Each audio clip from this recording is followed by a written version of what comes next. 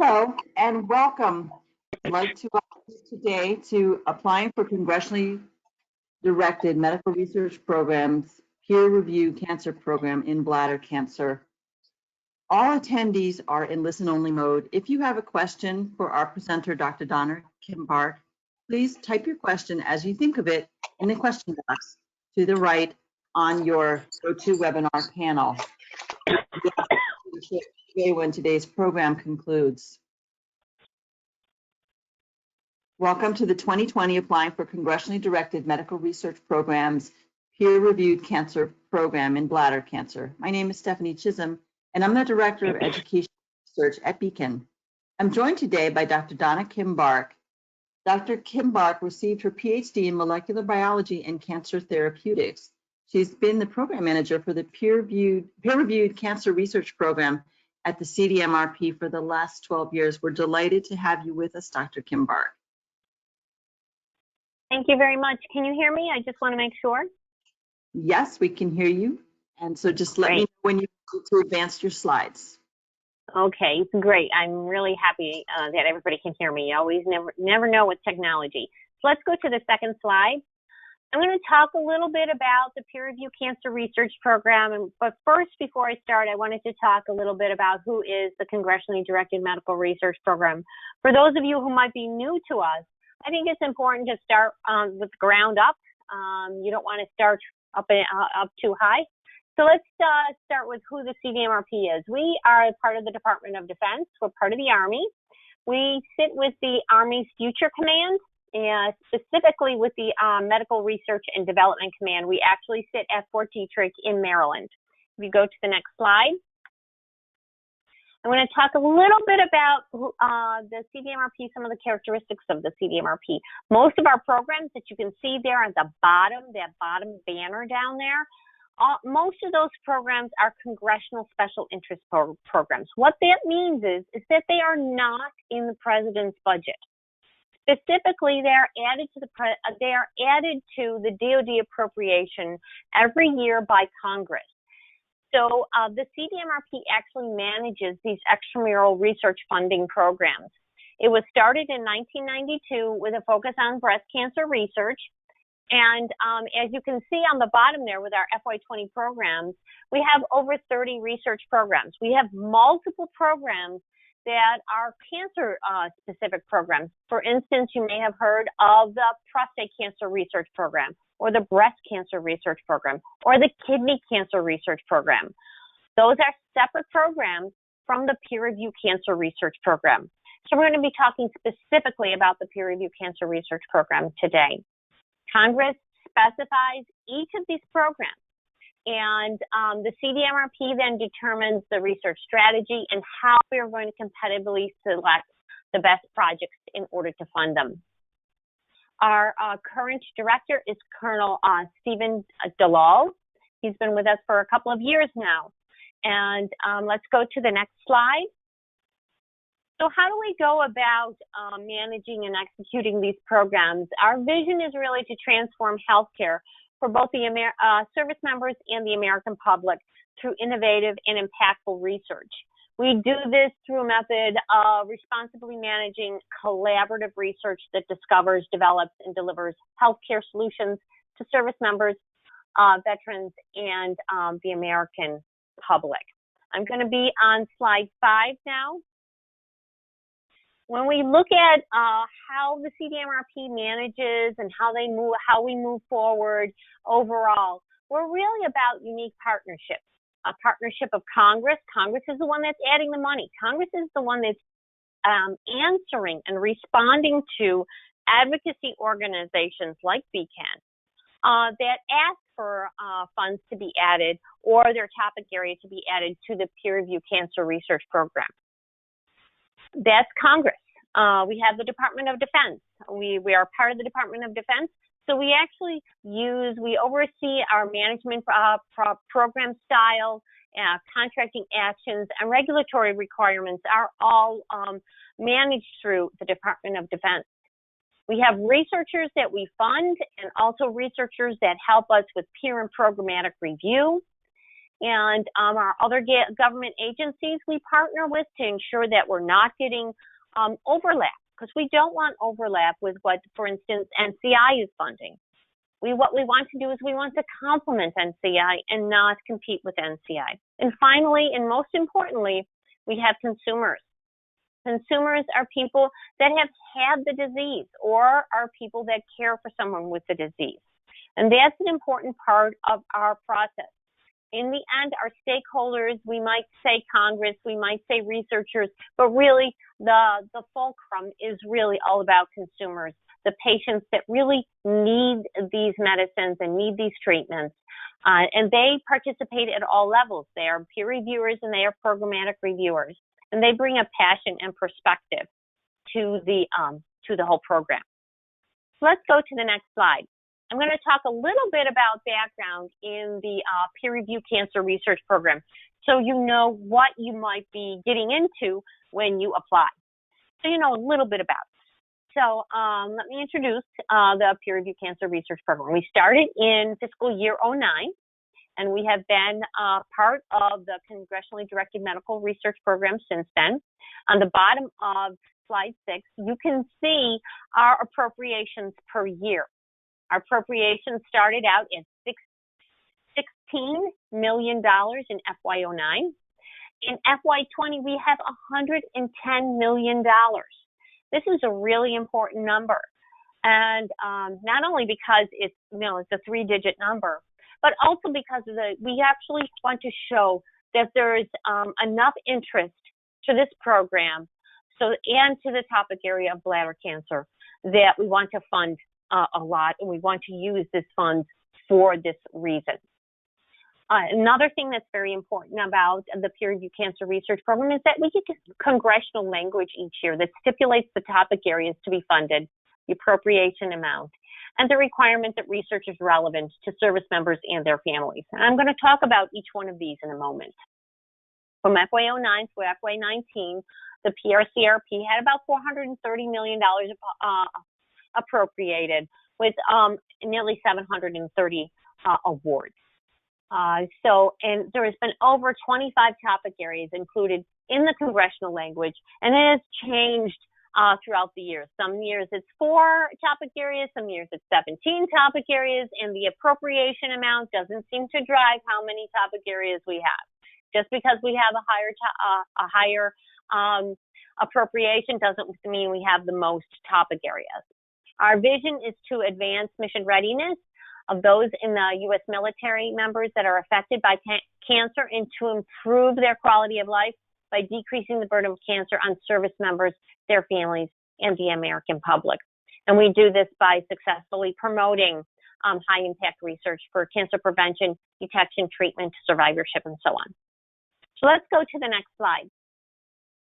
Here is some of the congressional language that I wanted to talk about. This is a really important part of how you're going to apply to the peer review cancer research program. Really important part of it.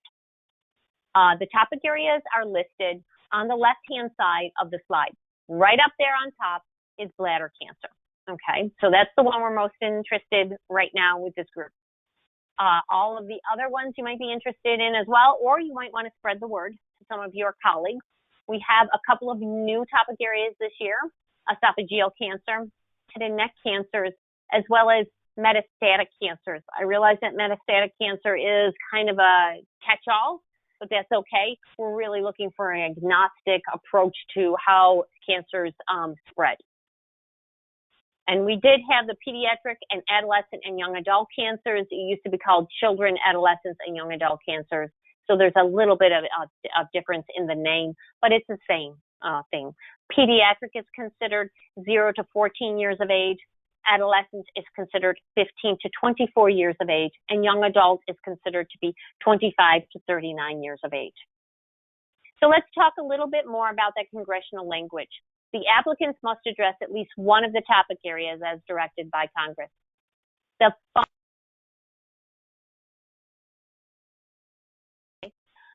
Can you still hear me? Stephanie?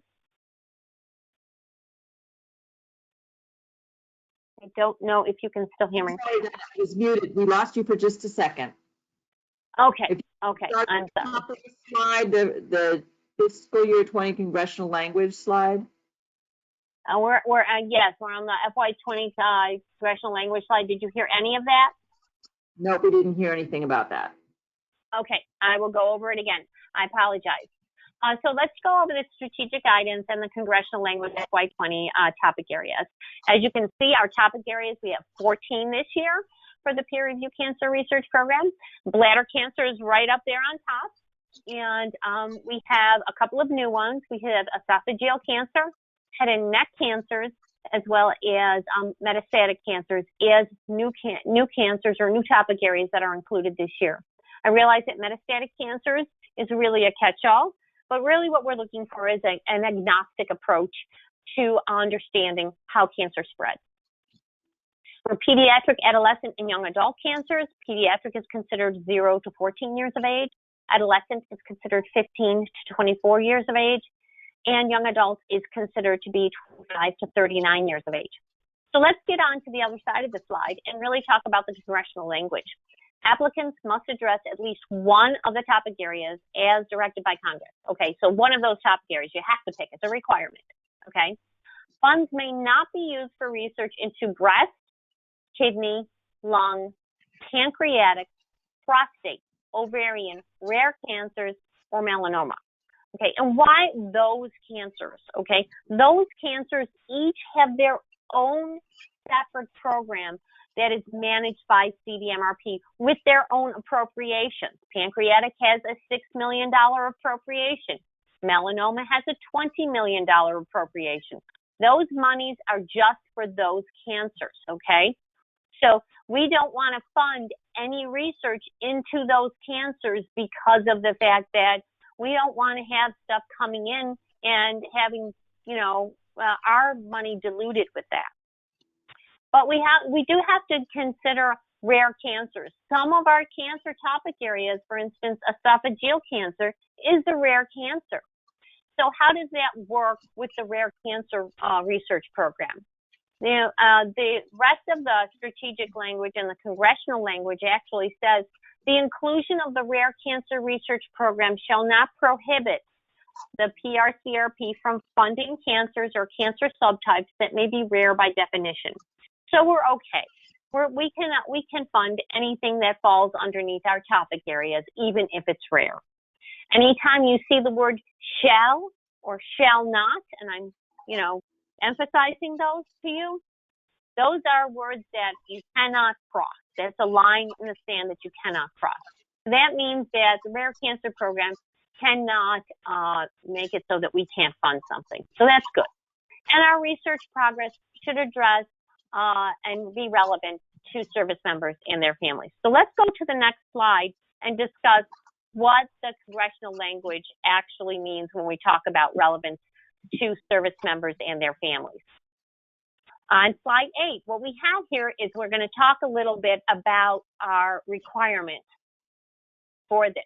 We require you to put together a military health focus area statement, and it's required for all of our funding opportunities. You can either pick environmental or exposure risk factors that are associated with cancer, such as ionizing radiation, chemicals, infectious agents, such as Agent or environmental carcinogens, such as Agent Orange, and so on. So they might be linked to a cancer in the military. Or it could be mission readiness. Gaps in cancer prevention, early detection, diagnosis, prognosis, or treatment, or gaps in quality of life or survivorship may lead to mission readiness issues. If you have a family member, a pediatric brain tumor a case where your child has a pediatric brain tumor, you can imagine that that service member will no longer be mission ready, and therefore we have issues with our force readiness. So we have to consider that. Now, I urge you to look at that website, that YouTube video that I have at the very bottom of that slide. That link is really important for you to go to. What it does is it talks about how the PRCRP Vision really wants you to look at military health focus areas and how to look at them. It's important that you don't parrot that back, but it's important to use that as your stepping stone in order to move forward and answer that military health focus area, doing a little bit of research to put together a great statement. If you put together a great statement, it really does make a difference during your review. Let's go to the next slide. So I just wanted to give you an idea of how bladder cancer has fared as a topic area under the peer review cancer research program. Now, bladder cancer started in FY16 as a topic area, so it hasn't been around very long. So from FY16 to FY18, we had 28 bladder cancer awards totaling $17 million with a funding rate of about 22%. It's pretty good. Some of the different funding opportunities will be slightly lower in that funding rate, but some of them will be a much higher, like a 35 or 40% funding rate. For the FY19 PRCRP, we funded 9 bladder cancer awards totaling nearly $6 million, and that funding rate was another 22%. So we're really happy with that.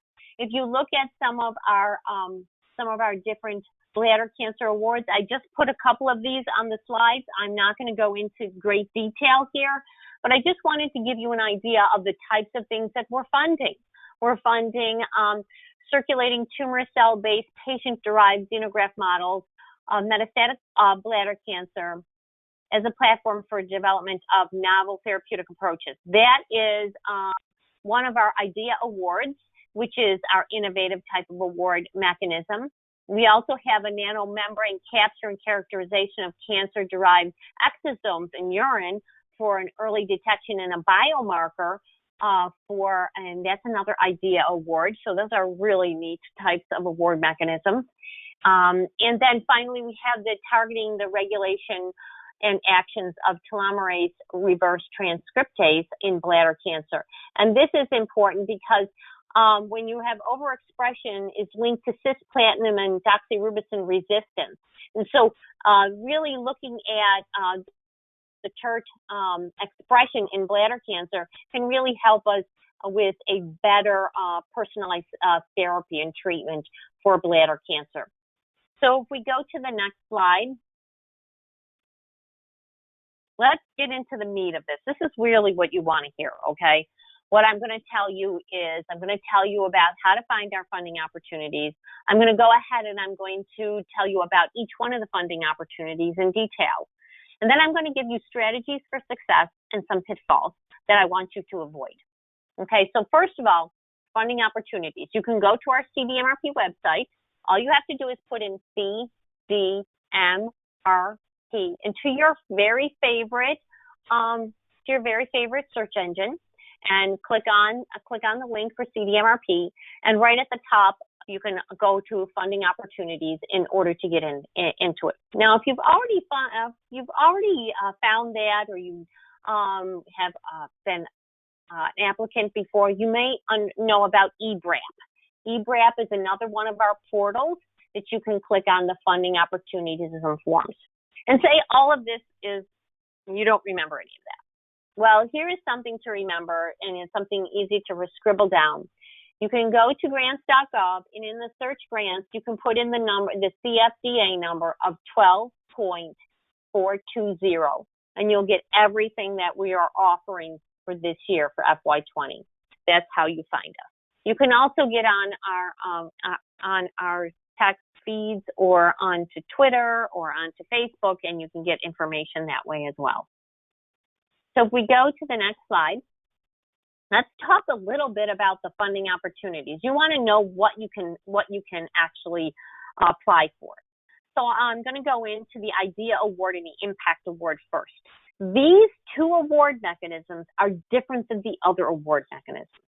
They require a 1 to 2 page pre-proposal, excuse me. And we call those our first step. The first step of all of our funding opportunities, every single funding opportunity I'm going to talk about today has a pre-application process. But there's two different types of pre-application processes. The very first type that I'm talking about today is for the IDEA Award and the Impact Award. That's where a pre-proposal is required. For the IDEA Award, all researchers with a faculty level appointment are eligible.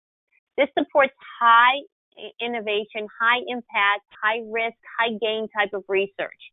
We want you to go out of the box. We want you to go and do, your really strange ideas. This is where you're going to go here. You don't have a lot of preliminary data. You don't have any preliminary data. That's okay. But here you have a one-page pre-proposal. Once you submit that one-page pre-proposal, in order to submit the full application, you need to have an invitation to submit. Okay, you need to have an invitation to submit. The direct costs here are $500K up to 3 years. The preliminary data is not required. Okay, and I want to make a point about this. The preliminary data is not required. If you have great preliminary data that's really strong and really mature, you don't belong in the IDEA Award. If you have a little bit of serendipitous type of data that you want to add to your application, make sure it actually says what you think it says, and it's going to support your hypothesis and objectives, and that it's not a lot. If it's too much, then you don't belong in the IDEA Award. If it's just enough to just support your objectives and hypotheses, then you can add it. But you don't have to add anything at all. Preliminary data is not required. The emphasis here is on innovation. Do not do the next incremental step in your laboratory. That's not important for the IDEA Award. Now, the Impact Award is a whole different story. The Impact Award wants you to look at that mature preliminary data or that mature data and do the next step, okay?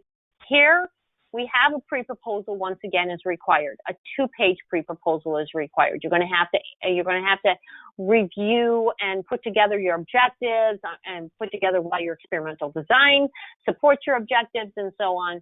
And then you're going to get an invitation to submit. The assistant professor or above are eligible. Really, we're supporting mature projects here. That the idea is specifically focused on critical scientific and clinical cancer issues that have the potential to make a major near-term impact. We're not looking for 17 years down the line. We're looking for 5-6 years down the line. Clinical trial support is allowed here, and preliminary data here is required. This is where you're using that strong preliminary data to get the funding. So the direct costs are $1 million over 3 years.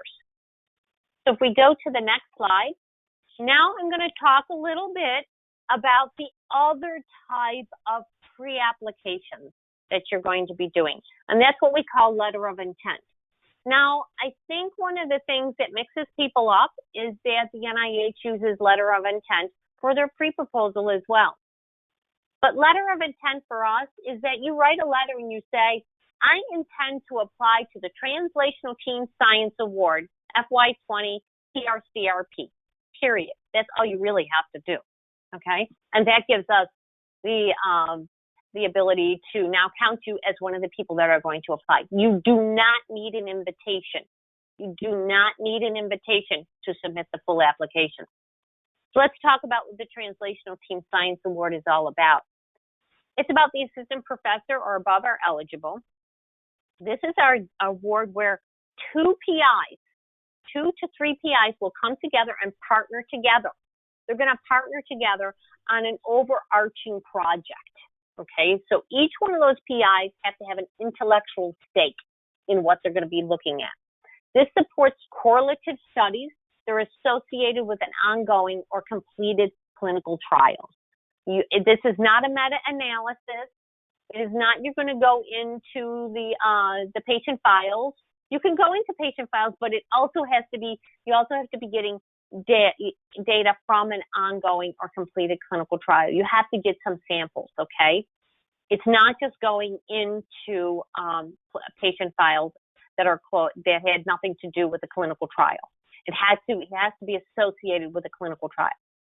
The areas of emphasis include interventions to improve quality of life and cancer prevention or early detection. Those areas of emphasis are encouraged. You don't have to answer them. The clinical trial support is allowed, so you can do a clinical trial with this, but the real focus is on that correlative study.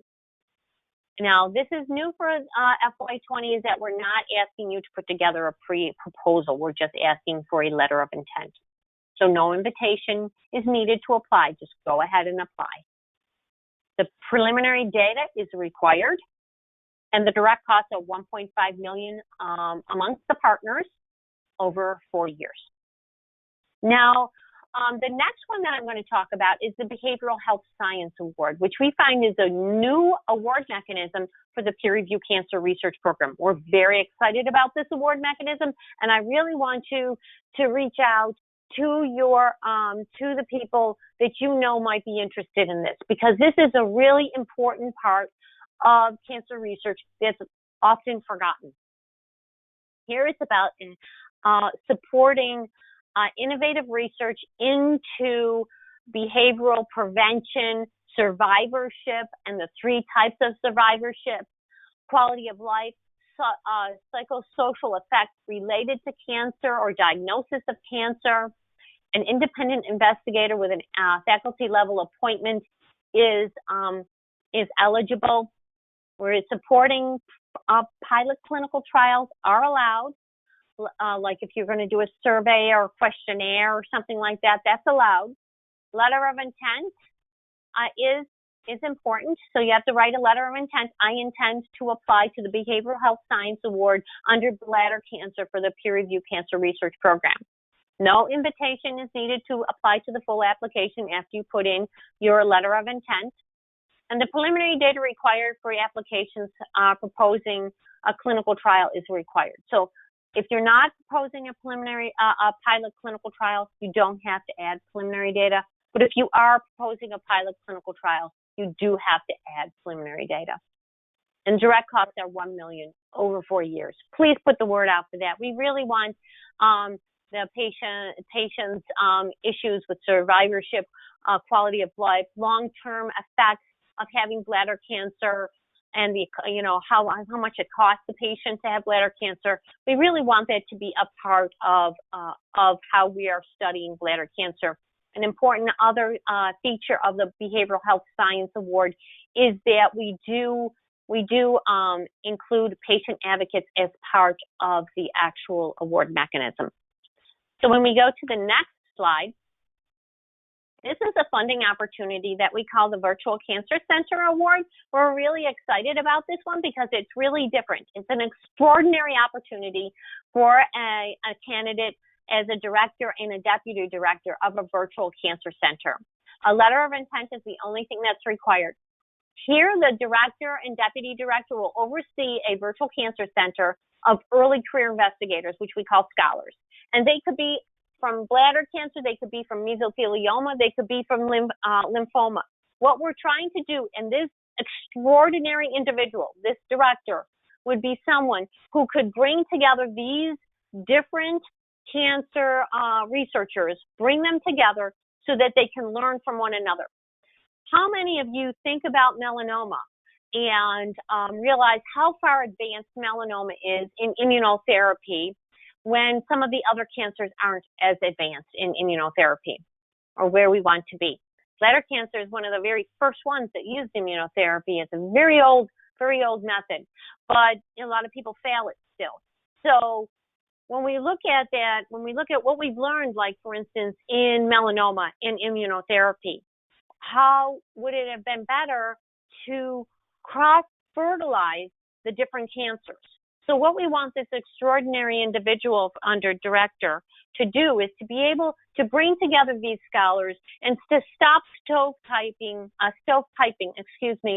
training for early career investigators. Teach early career investigators how to collaborate, facilitate regular interactive communication amongst all the members, assess research projects and career progression of the scholars. We're bringing together people, the scholars, their career guides, which are their mentor, their own separate mentors.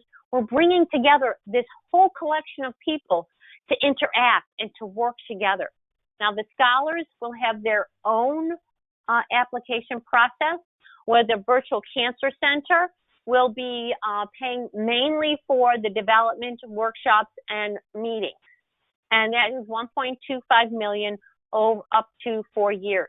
The goals are really to seek cancer commonalities and discover cogent solutions through an interactive network here, and also to foster the future of cancer research, shape the future of cancer research, and that's what the opportunity here is for the director. We go to the next slide. This is just a little bit more of the Virtual Cancer Center director.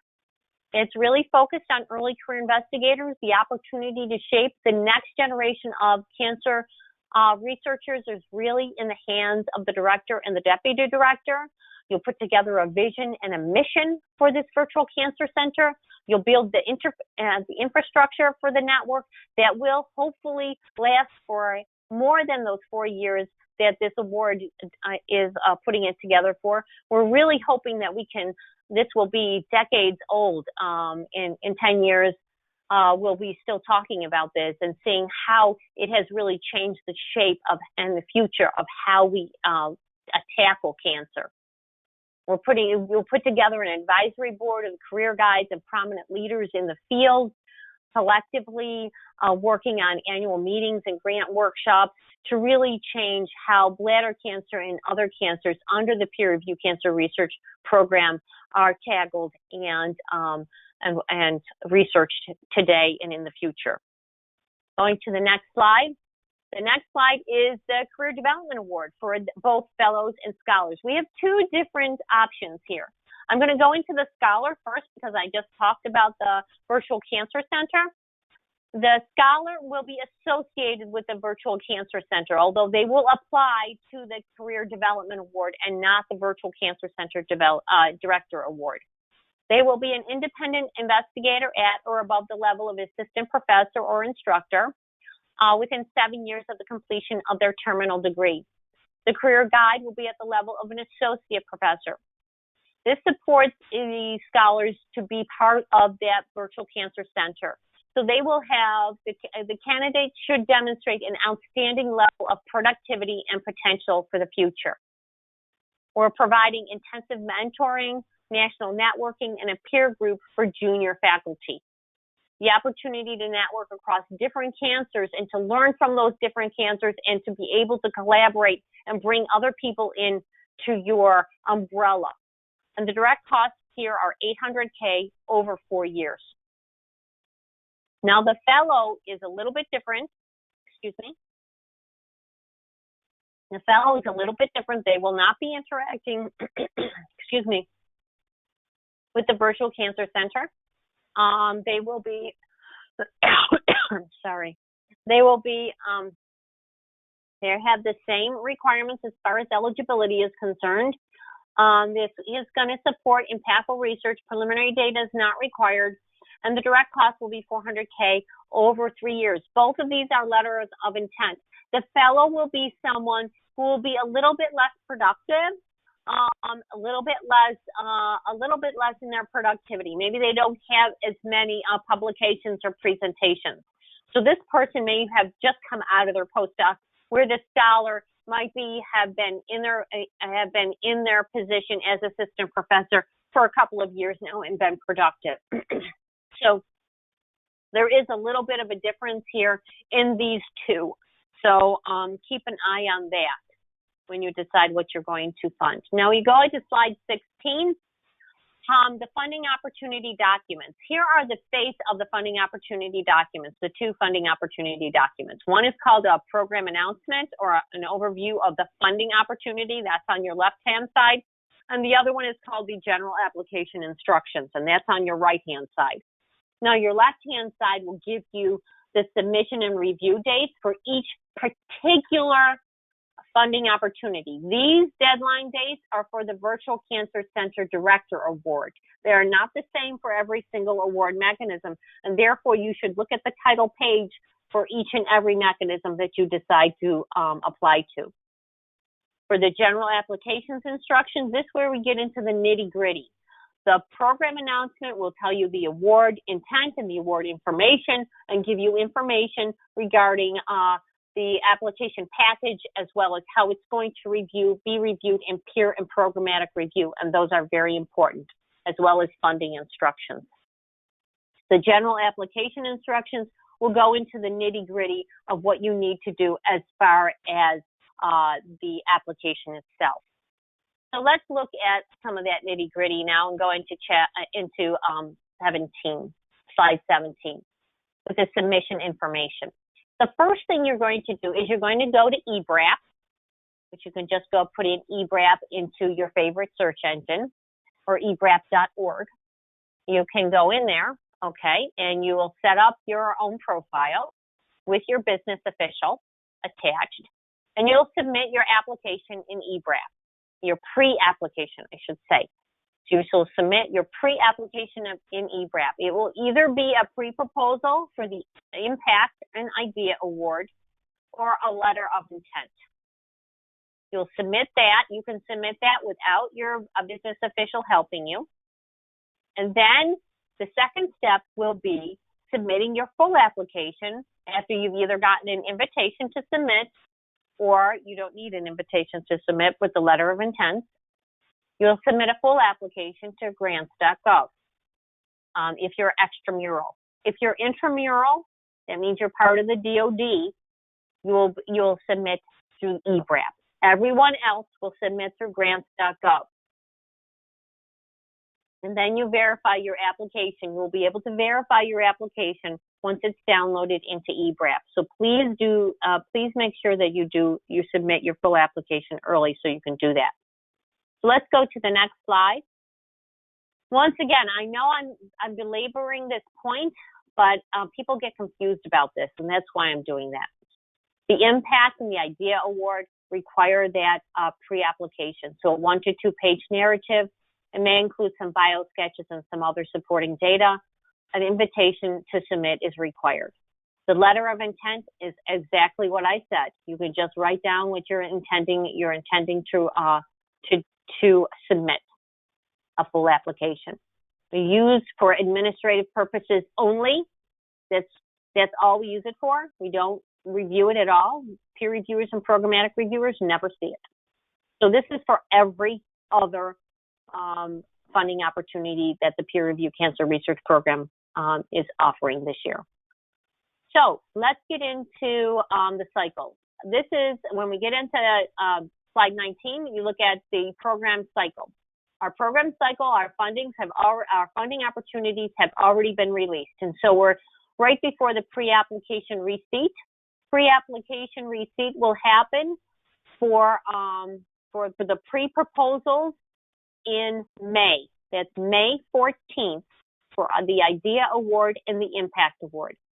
The Programmatic panel, which I will give you their names in a moment, will review them, and then they will make a recommendation on who should be invited to submit a full application for the Idea Award and the Impact Award. All others do not require an invitation. Then we go to the full application receipt, which we'll talk about the deadlines in a moment. Once we get your full application, then we'll do peer and programmatic review. And I'm going to go into this two-tiered review process in a moment. After that, once you're successful, you'll get the funding recommendations and you'll get into award negotiations in your period of performance. Going to the next slide. In two-tiered review process, I've talked about peer review and programmatic review a little bit. They work together in a partnership, really. What is peer review? What is programmatic review? Peer review is really the scientific review. They're looking at the absolute scientific merit, and our outcome will be summary statements.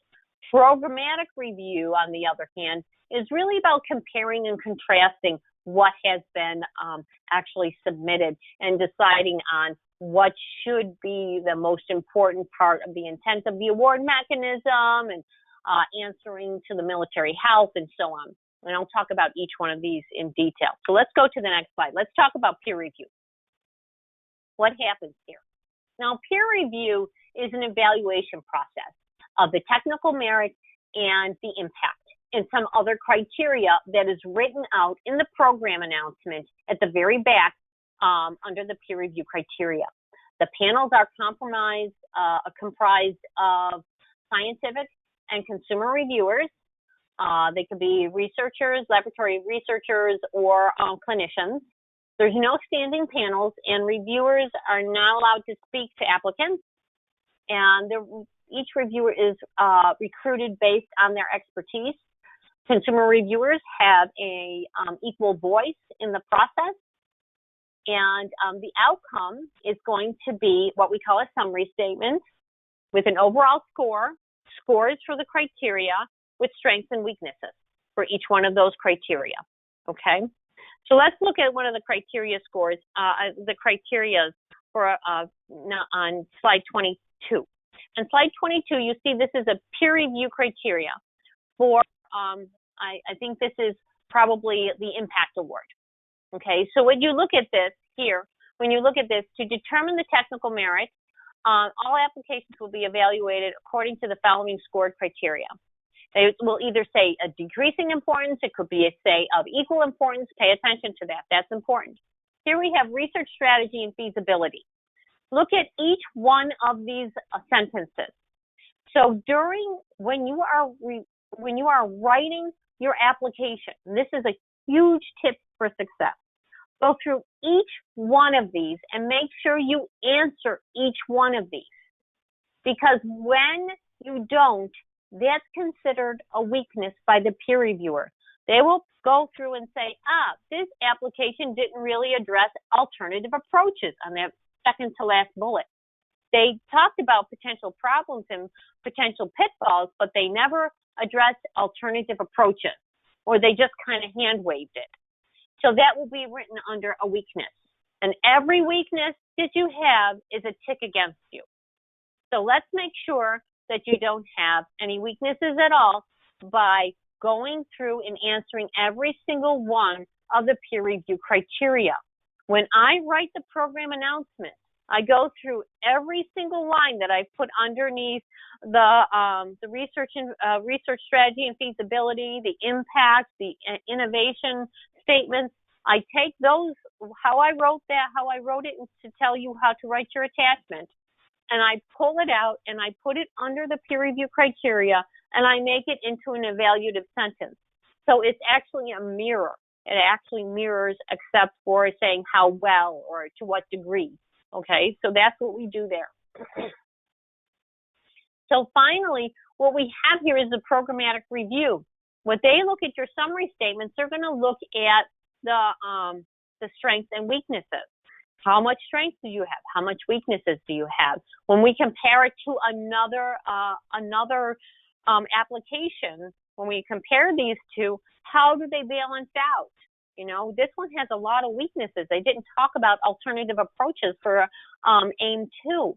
Or these aims are really too much, interwoven. And if AIM 1 goes, they all collapse like dominoes. So there's really no reason to fund this.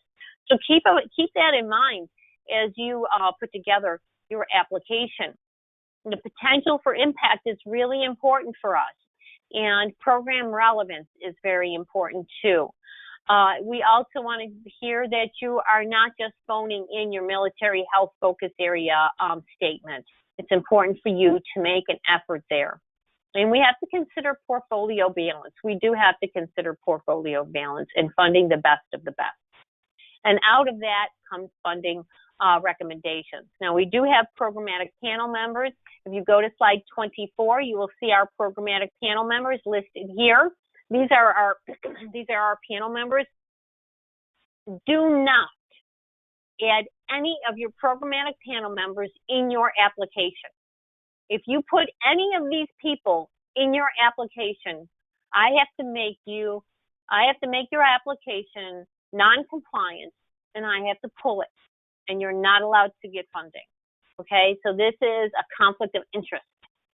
Any of these people put on your application are considered a conflict of interest.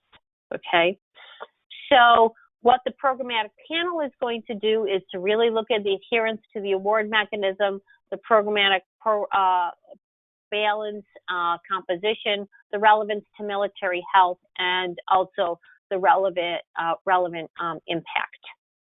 So we go to the next slide, strategies for success, okay? Pay attention to the award information section. Read it over, highlight it. You scribble things on there. Write some notes to yourself because you want to align the proposed work with the goals of the program itself. Each one of the programs, including the peer review cancer program, has a strategic plan on their website. Please go and look at it. The impact proposes solutions to important problems.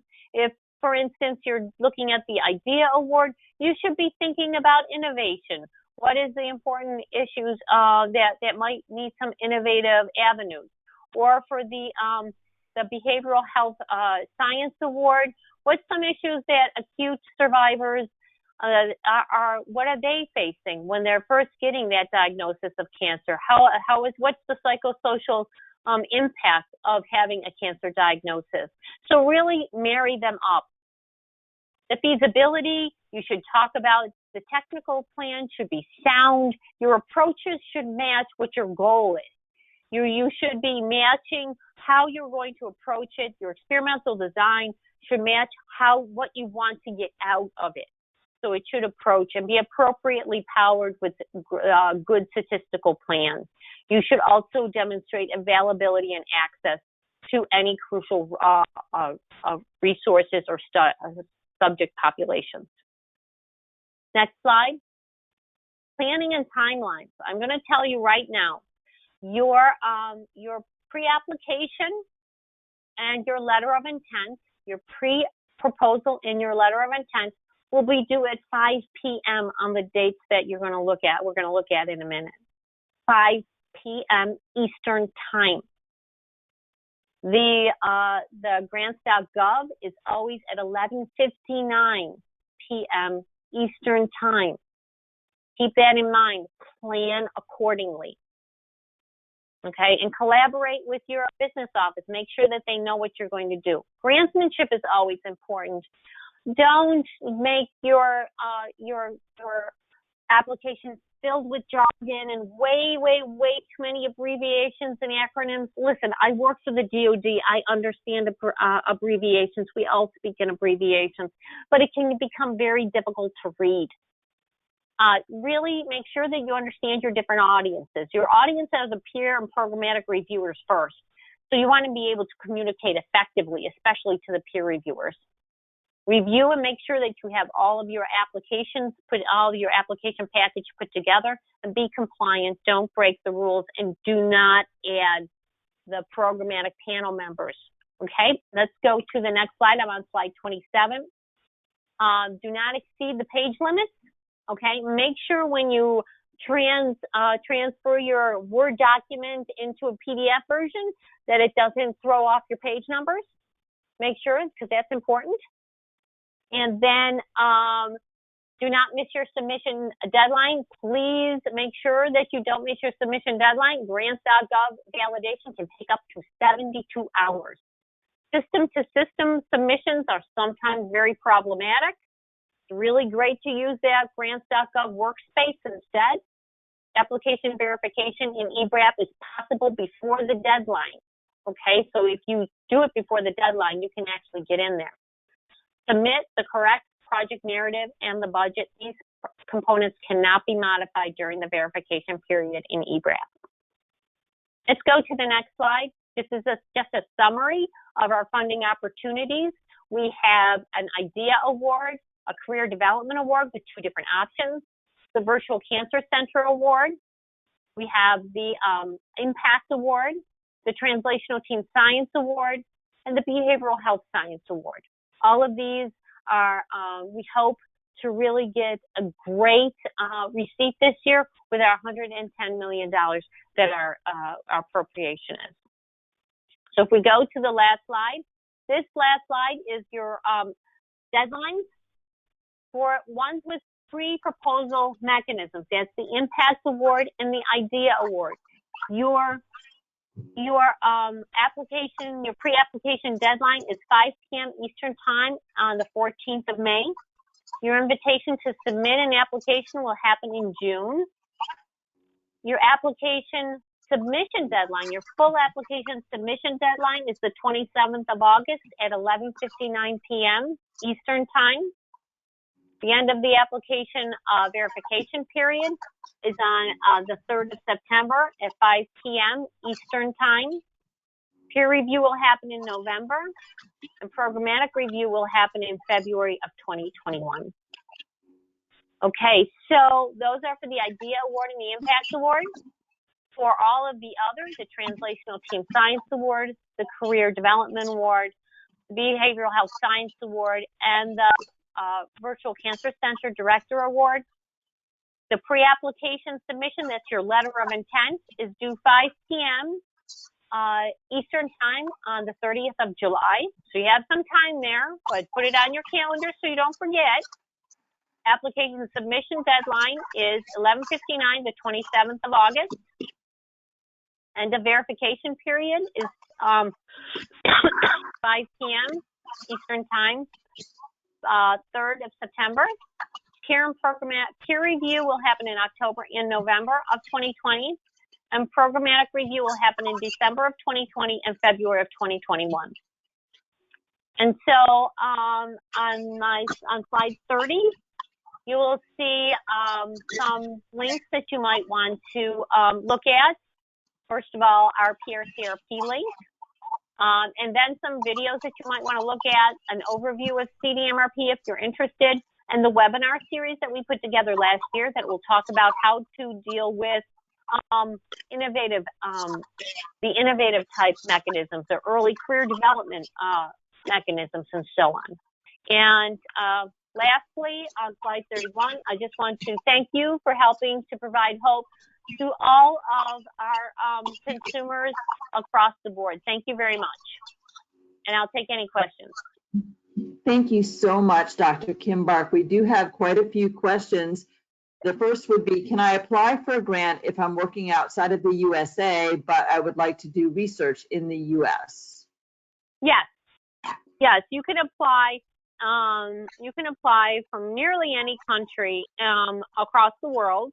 Unless your country is on the terrorist list, you are more than welcome to apply to any of our mechanisms, and you can do the work in a foreign country. You don't have to do it in the United States. Okay, great. 1 second. So that covers the second question, of course, that you could do the work in Canada as well. All right. So yes. Then virtual cancer center focus on one type of cancer or spread over multiple cancers? You can spread it over multiple cancers. The director is going to come in as one person that maybe, have a expertise in bladder cancer. Some of the scholars might come in that you're paired with eventually, because you don't know who the scholars are going to be. They're different. They're applying to a separate funding opportunity.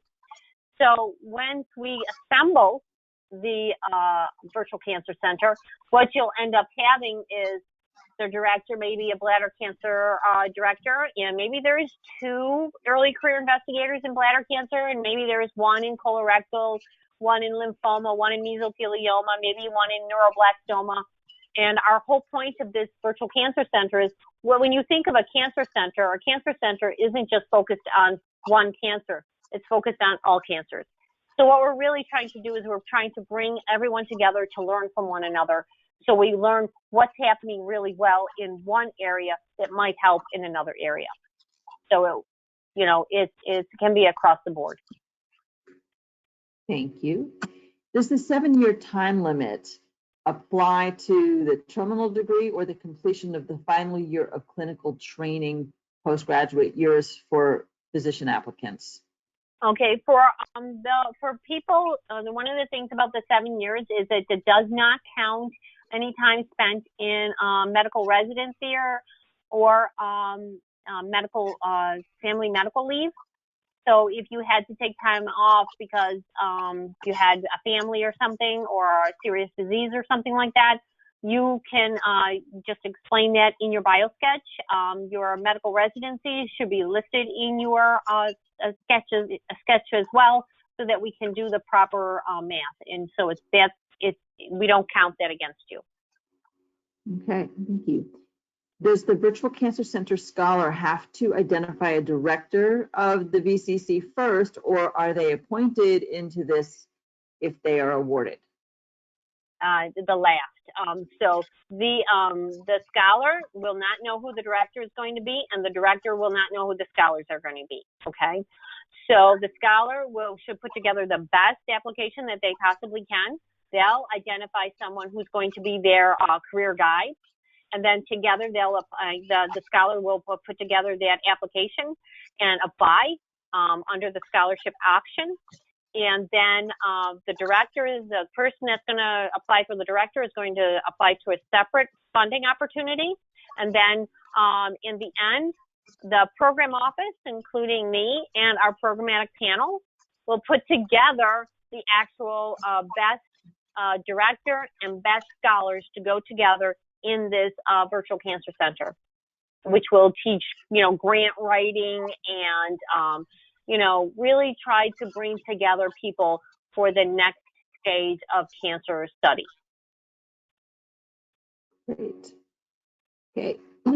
What's the funding rate for the Virtual Cancer Center? The funding rate, we don't know yet. This is the first time we're offering it. So we're very excited about it. I do know that generally it has a lower receipt. So it'll be a very high funding rate. We're only planning on having one. So, we'll probably get, a handful or so. Who knows? Maybe more. I'd like to have more, because the better to pick the best. Mm-hmm. And so we don't know. The answer is I don't know yet. So then the Scholar Award, can you remind us about how much the Scholar Award at the Virtual Cancer Center was? It's $800,000 over 4 years. Gotcha. Thank you. Can you apply to more than one non-overlapping award mechanism?